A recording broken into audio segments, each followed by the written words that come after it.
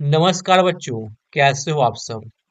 बच्चों आज हम देखेंगे बिहार बोर्ड मैट्रिक परीक्षा 2025 के लिए ऑब्जेक्टिव क्वेश्चन जो कि मैंने चैप्टर लिया है समांतर श्रेणी।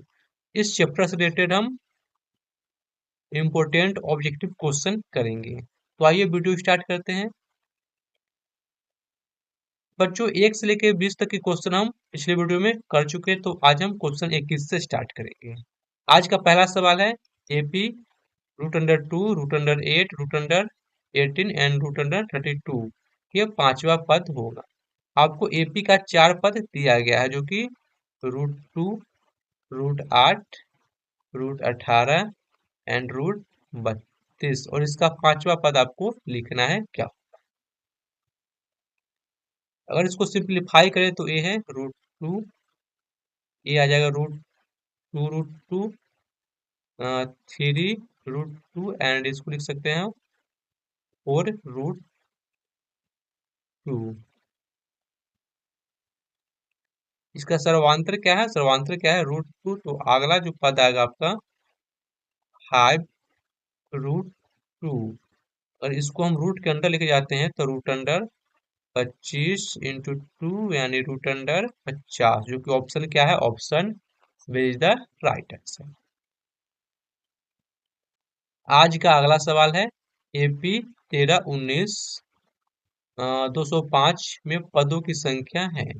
दिए गए एपी में आपको पदों की संख्या ज्ञात करनी है। आपको एपी दिया गया है AP equal 1319 dash dot dot 205 जिसमें आपको ए का मान कितना है 13, डी का मान है 6 एंड ए एन आपको दिया गया है 205 और यहाँ से आपको एन का मान ज्ञात करनी है। एन का फॉर्मूला होता है एन प्लस इक्वल ए प्लस एन माइनस 1 × डी जो कि एन आपको दिया गया है 205, ए बराबर है 13, एन का मान नहीं पता और डी का मान कितना है 6। इधर ही घटेगा तो आएगा, घट के आ जाएगा 5 में से 3 गया तो 2 यानी यहाँ से आएगा 19, 192। इधर बचा आपका n माइनस 1 × 6, 6 से इधर आएगा तो होगा डिवाइड यानी n माइनस 1 इक्वल 192 डिवाइडेड 6। ये कटेगा आपका 6×3 = 18, एक बचेगा यानी 6×9 = 12। n का मान हो जाएगा तो जुड़ जाएगा यानी n इक्वल हो जाएगा 32×33। Option D is the right answer. अगला सवाल है आपका किसी एपी का दूसरा पद 4 और सातवां पद -11 तो सर्वांतर होगा। किसी एपी का आपको दूसरा पद यानी A2 दिया गया है 4 एंड सातवां पद A7 दिया गया है आपको -11। आपको निकालना क्या है? डी का मान निकालना है यानी सर्वांतर ज्ञात करनी है। तो डी इक्वल होता है संख्याओं का अंतर यानी बड़का माइनस छोटका, जिसमें बड़ा क्या है 4, 4 -11 -11 अब बटा में पदों का अंतर, पदों का अंतर कितना है 5 डिवाइडेड बाई 5। तो 4 और 11 हो जाएगा यहाँ से 15 बटा में 5 कटेगा जाएगा 3 यानी ऑप्शन बी। बी क्या है? इसका सार्व अंतर है। अगला सवाल है आपका यदि 4/5 कॉमा ए कॉमा 2 किसी एपी के 3 क्रमगत पद हैं तो ए का मान ज्ञात करें। आपको दिया गया है 4/5 कॉमा ए कॉमा 2, ए क्या है? एक एपी में है तो आपको ए का मान ज्ञात करना है। तो यहाँ से आप सर्वांतर निकाल सकते हैं। आपको दिया गया है इसमें A1 बराबर दिया गया है 4/5 और A3 आपको दिया गया है 2। अगर हम यहाँ से सर्वांतर यानी D ज्ञात करते हैं तो D बराबर बड़का माइनस छोटका।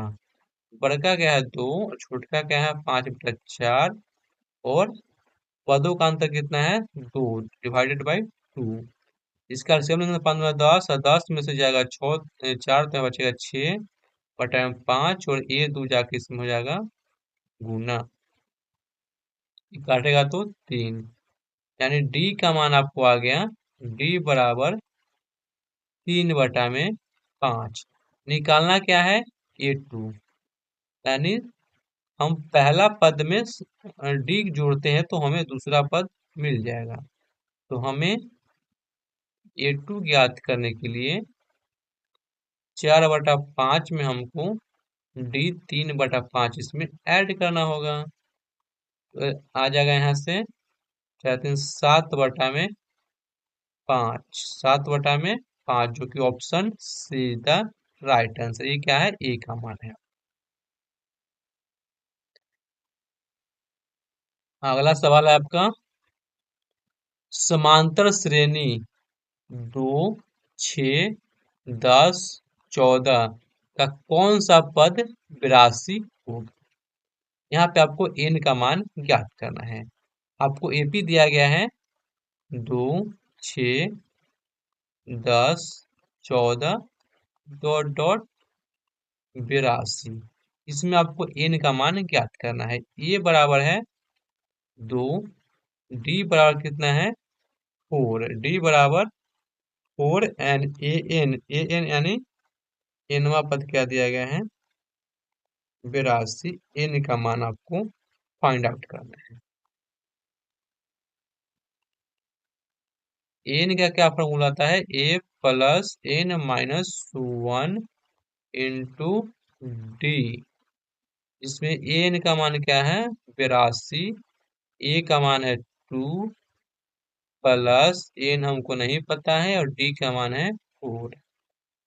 इधर आके घट जाएगा तो यहाँ से आएगा 80 और ये 4 इसमें होगा डिवाइड। कटेगा कितना 20 चौक 80 यानी एन माइनस 1 बराबर 20 एन बराबर 21। Option C is the right answer. अगला सवाल है समांतर श्रेणी इतना का 10वां पद है। समांतर श्रेणी इतना का 10वां पद ज्ञात करना है। आपको दिया गया है 54 51 48 45 और इसका 10वां पद आपको ज्ञात करना है। ए बराबर दिया गया है 54। सर्वांतर डी क्या है डी है -3 यानी डी का मान है -3। एन का मान क्या है 10। एन का मान दिया है 10। आपको ए 10 का मान ज्ञात करनी है। तो ए 10 का फॉर्मूला जो होगा आपको एन प्लस एन के जगह आपको रखना है 10 माइनस 1 इंटू डी का मान क्या है डी। यहाँ से ए का मान है 54 प्लस एन माइनस 1 डी का मान क्या है -3। 54 प्लस यहाँ से आएगा आपका 9 9 27 यानी -27 घट के आएगा कितना 27। Option A.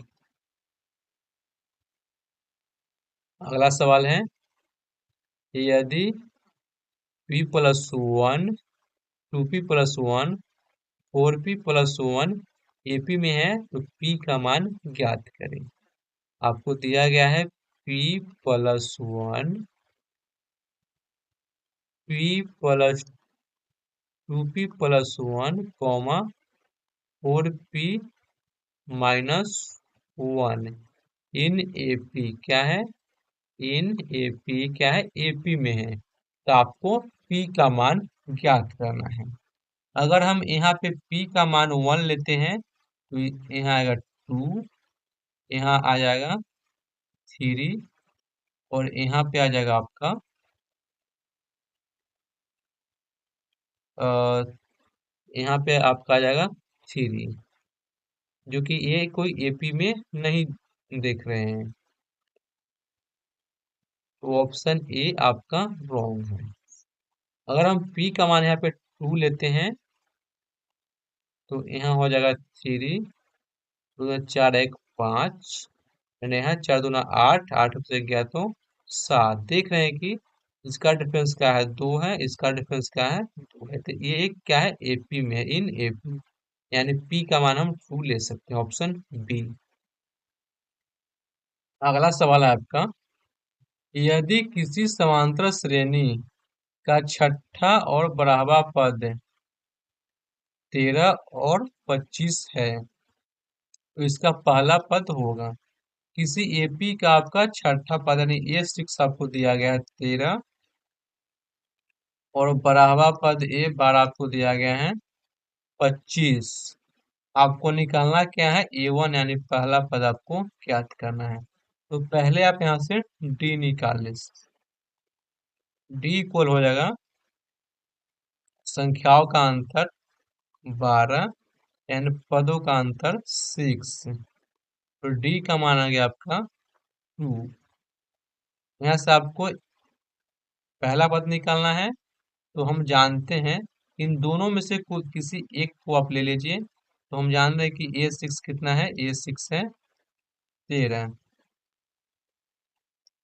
तो हम मान के चलते हैं कि इस एपी में कुल 13 ही पद है और ये 13 लास्ट पद हैं।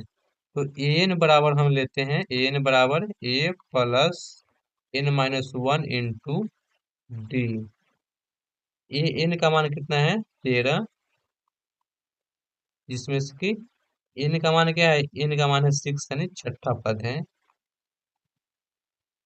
और ये हमको नहीं पता है। प्लस एन का मान 6-1 इंटू डी क्या निकाले हैं 2। 13 बराबर ए प्लस 5×10, ए का मान हो जाएगा आपका ए इक्वल 3, ऑप्शन बी। अगला सवाल आपका, यदि 4, x1 x2 x3 38 28 समांतर श्रेणी यानी एपी में है तो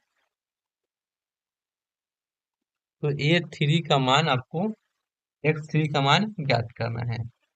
दिया गया है 4, x1 x2 x3 28 in AP. तो आपको x3 का मान ज्ञात करना है। A1 आपको दिया गया है 4 एंड A4 सॉरी A5 आपको दिया गया है 28। यहाँ से आप पहले D ज्ञात कर सकते हैं।